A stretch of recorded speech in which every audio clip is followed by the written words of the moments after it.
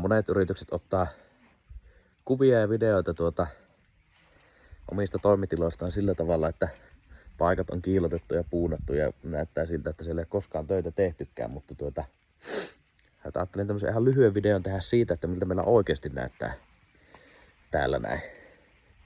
Eli kun hommia tehdään, niin totta kai yritetään jossain määrin tavarat pitää oikealla paikoilla, mutta kyllä tämä meidänkin pajani näyttää kovasti siltä, että kyllä täällä töitä tehdään, eikä ole tosiaan mikään näyttelypaikka, niin kurkataanpas pikkasen miltä tää näyttää. Meillä on tässä tää meidän piha. Ja tosiaan itse asun tässä samassa paikassa. Meillä on tässä sillä on näköjään vähän seinäremonttiakin menossa ja lasten puuhat löytyy siitä. Pihalla on noita vehkeitä jonkin verran. Alkaa jo vähän rauhoittumaan. Jotain romutukseen meneviä koneita. Siinä on yksi oma projekti. Sieltä löytyy asiakkaiden koneita ja kelkkakin on siinä. Ja tosiaan niin jos lähdetään käymään tässä meidän korjaamon puolella, eli meillä on tässä semmonen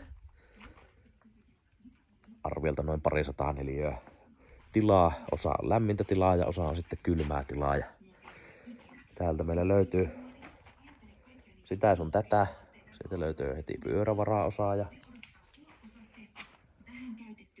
myyntiin meneviä leikkuupöytiä purkuleikkureista ja siellä on asiakkaiden koneita ja siellä on lisää koneita. Tämä on muuten tulossa ihan kohta myyntiin sitten, että pitäkääpä silmät auki. Siinä on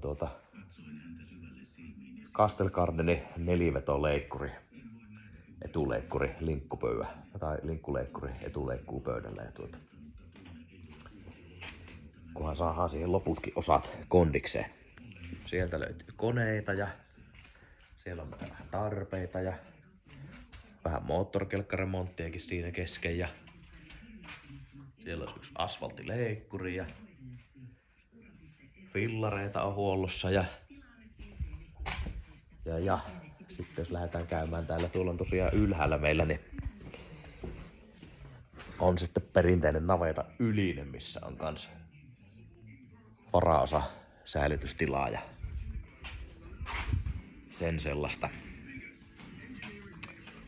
No sitten tullaan tänne meidän pieneen pajaan. Siitä löytyy yksi myynnissä oleva sähköpyörä ja siellä olisi vähän lumilinkoa ja moottorikelka telastoja kesken ja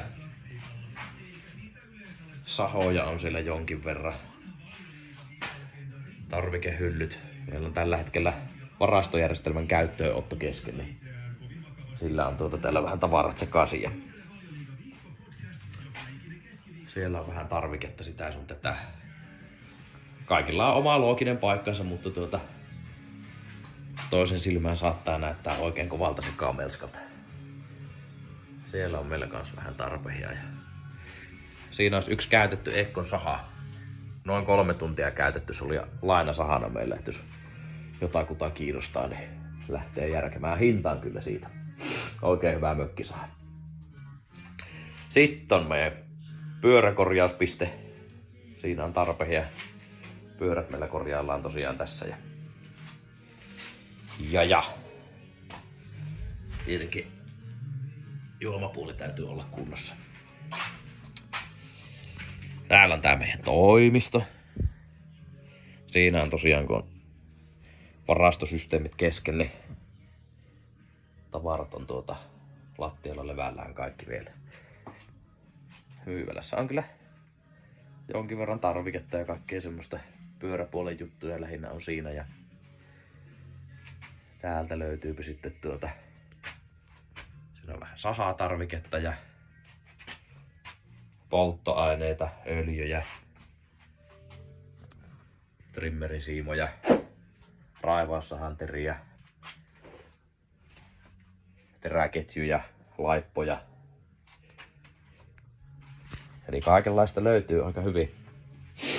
Tarpeen mukaan sitten aina täydennellä. Sitten on meidän perähuone täällä. Tää nyt on lähinnä tämmöisenä oikein mukavana varastotilana. tarpeja on. Ja täällä on mistä saadaan sitten talvella lämpöä. Niin meidän pannuhuone. Eli ihan kunnon perinteisellä lapukattilalla niin lämmitetään meidän tilat. Ja lattiassa on vesikiertoinen lattialämmitys, niin ei tuu kylmä. Mutta tosiaan semmonen. Tulkaahan pistäytyy, vaikka ollaan täällä vähän syrjässä, niin joka päivä ollaan 8-4 auki. Ja tosiaan niin huoletaan fillareita ja kaikkia pienkoneita, mönkiöitä, kelkkoja, ruohonleikkureita, päältä ajettavia moottorisahoja, trimmereitä, raivaussahoja, aggregaatteja, kaikkea mikä pärisee.